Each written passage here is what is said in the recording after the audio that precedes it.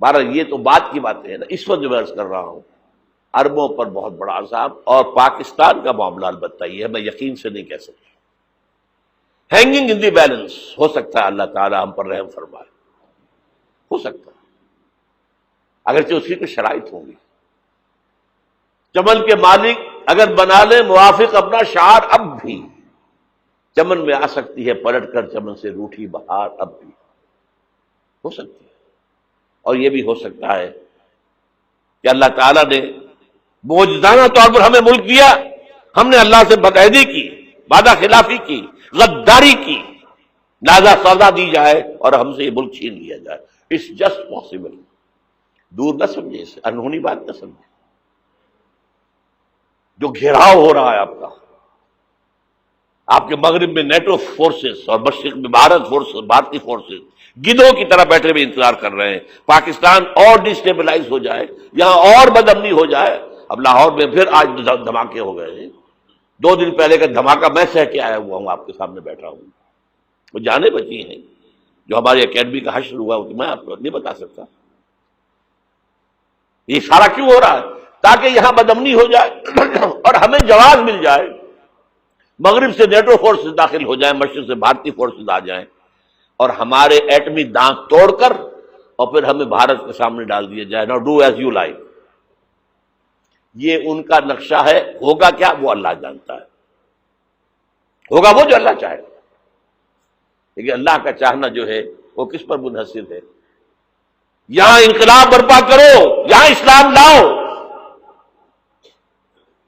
اگر دھندوں میں لگے رہو گے تو وہ خود بخود نہیں آ جائے گا انقلاب۔ صحابہ نے جانیں دی تھی، کتنی تکلیفیں اٹھائی تھی، 12 برس تک مکی دور کے اندر با نشہ درویشی در ساز و دمادم زن، جو پختہ شبی خدرا بر سلطنت جم سن۔ یوم طائف یاد ہے جو حضرت عائشہ فرماتی ہے کہ میں نے پوچھا تھا حضور سے کہ یوم احد سے زیادہ سختی نہیں آپ پر کبھی آئی؟ یوم احد پر کیا ہوا تھا؟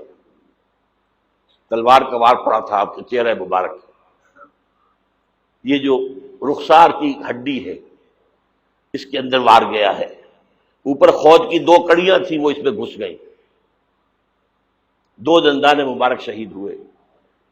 وہ خود کی کڑیاں ایک صحابی نے اپنے دانتوں سے پکڑ کر کھینچنے کی کوشش کی، دانت نکل گئے، وہ نہیں نکلی، کیا جتن کر کے نکالی گئی ہوگی تو خون کا فوارہ، اتنا خون گیا ہے کہ آپ بے ہوش ہو گئے، گر گئے، اور مشہور یہ ہو گیا کہ آپ کا تو انتقال ہو گیا، شہادت ہو گئی۔ یہ سیرت کبھی پڑھی ہے؟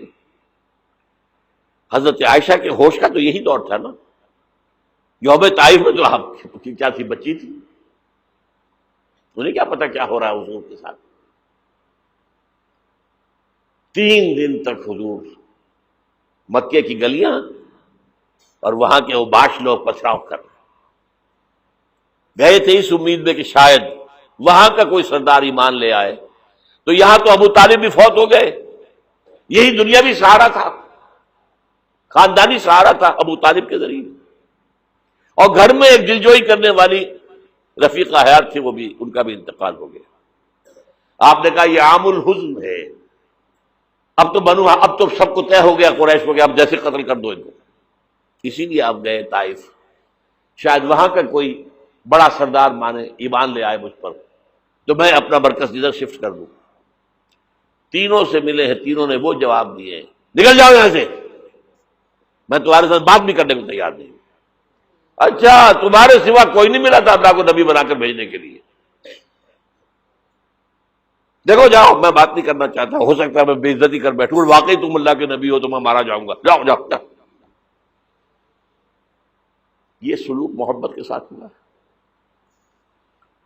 اور پھر چھوکروں کو، اسٹریٹ ارچنز جنہیں آپ کہتے ہیں، اشارہ کیا تھا خبر لو ان کی، پتھراؤ ہو رہا ہے، ساتھ کوئی ہے ہی نہیں، ایک آدمی صرف زید ابن حارثہ۔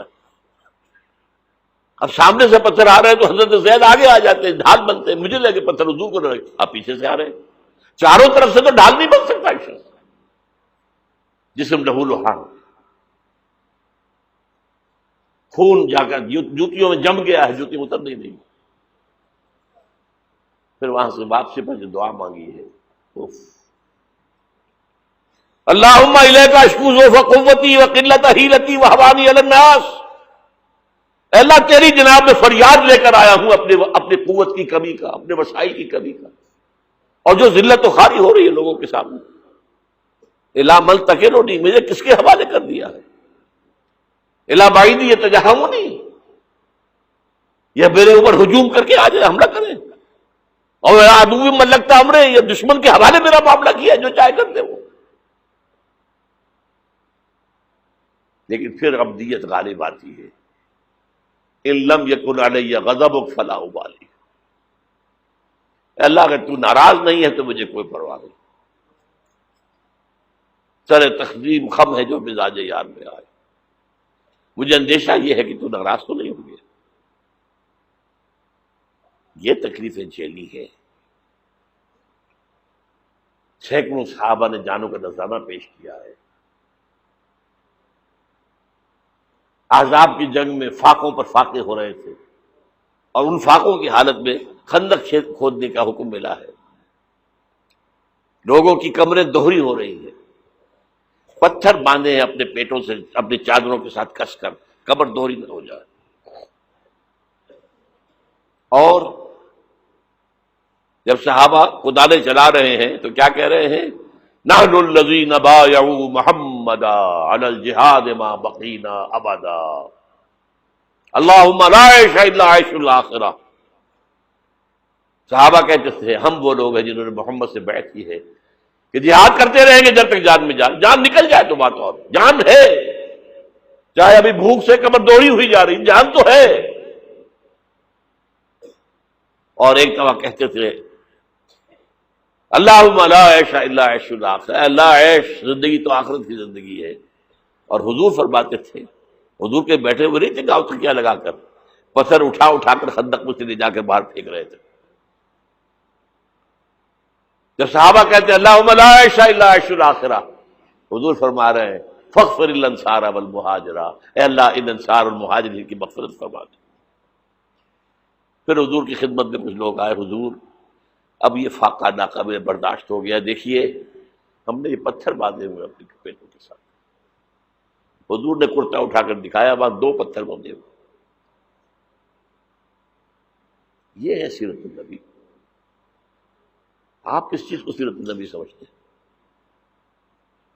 بہرحال اس موضوع پر میری ایک کتاب ہے منہج انقلاب نبوی، کہ انقلاب کیسے آیا تھا۔ اگر دل میں ذرا بھی آرزو پیدا ہو گئی ہو کہ اللہ قبول کر لے مجھے بھی، مجھے قبول کر لے اس کام کے لیے، تو وہ کتاب آپ کے لیے مسٹ ہوگی، اس کا پڑھنا۔